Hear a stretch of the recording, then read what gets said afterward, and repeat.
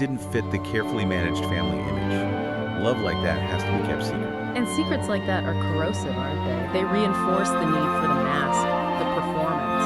Absolutely. And the stakes would be incredibly high. If that secret got out, the consequences could be severe. Blackmail, maybe. Or public humiliation, being cut off entirely. It adds another layer of intense pressure on Faye. And the cumulative effect of all these attacks, betrayals, the secrets, the pressure, the source describes it as soul shattering. That's a really powerful phrase. It's not just stress or sadness. It implies kind of fundamental. Like a loss of faith, a loss of trust in people, in the world. Yeah, an inability to believe in genuine connection anymore. It suggests the constant betrayals just wore her down completely, psychologically, leaving her with no defenses, maybe no will to fight back.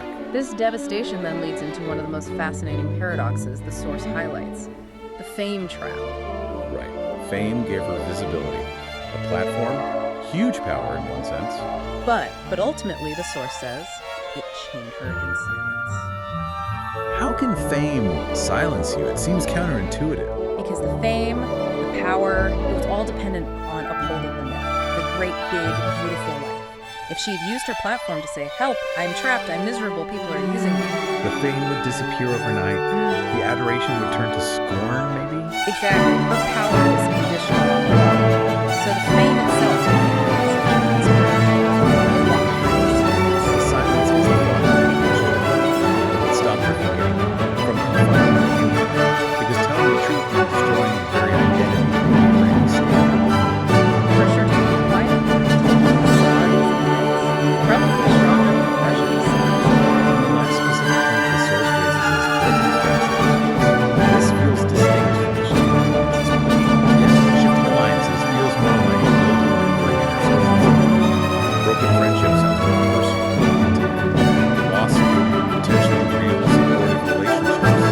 Maybe ones she had before the fame really took over, outside that high stakes. Losing those genuine connections would leave her completely exposed when the bigger betrayals happen, wouldn't it? Totally. No safe harbor. The source emphasizes that this isolation wasn't just bad luck. It was engineered through sustained betrayal. It ensured she had nowhere to turn, reinforcing her dependency on the toxic environment around her. Okay, let's shift gears slightly.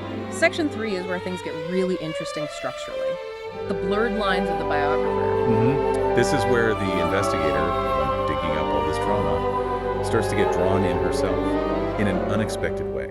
It becomes universal somehow. The biographer is there to document this unique tragedy of extreme wealth and fame. But as she gets deeper into the diaries, the hidden letters, the source says she starts seeing parallels, echoes of the heiress's struggles in her own life. That's a fascinating twist. So the heiress was trapped by, diamonds and cameras. Right. But maybe the biographer feels trapped by other things. Student debt, career pressures, the need to project a certain image online or professionally. Maybe her own kind of mask. So the materials are different, but the feeling of being trapped, of performing, of loneliness that starts to resonate. The source says their stories start to mirror each other. Yeah, and suddenly the heiress's story isn't just some historical curiosity about the super rich, it becomes relatable. The biographer's reaction confirms that this feeling of being caged by expectations, by the need to hide your true self, that's a much more common human experience. The external details differ wildly, but the internal struggle, that's recognizable. And the source says this connection becomes really intense. The line between the writer and her subject fades. Objectivity just evaporates. Which raises a huge question, doesn't it? The one the source pushes. Is the biographer still just telling the heiress's story? Or, in the process of digging into this confession, is she actually unearthing her own issues, her own masks, her own feelings of being trapped? The heiress's confession becomes like a mirror for the biographer herself. Right. It acts as a catalyst for the biographer's own self-discovery, or maybe self-confrontation. If the heiress deliberately left those clues, wanting the truth out, maybe part of that unconscious intention was also for the telling of the truth to change the tone. That's a powerful thought. Like her tragedy finds new meaning, new relevance, through the impact it has on the person uncovering it. So her suffering isn't just recorded, it's sort of absorbed, processed by the biographer, forcing recognition of shared vulnerability.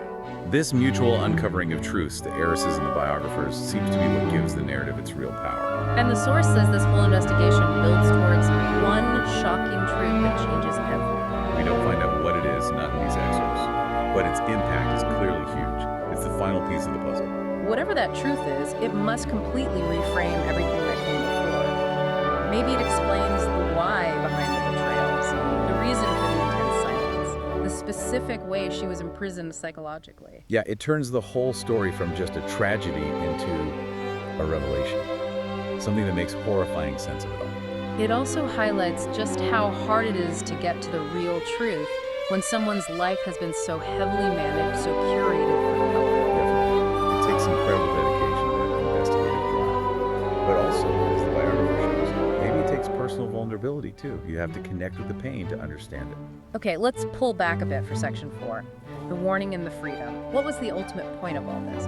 Why did the heiress set up this posthumous confession? The source is crystal clear on the final message. The life story wasn't meant as entertainment or even just history. It was intended as a warning. A warning about what, specifically? A warning about the very things our culture tends to worship.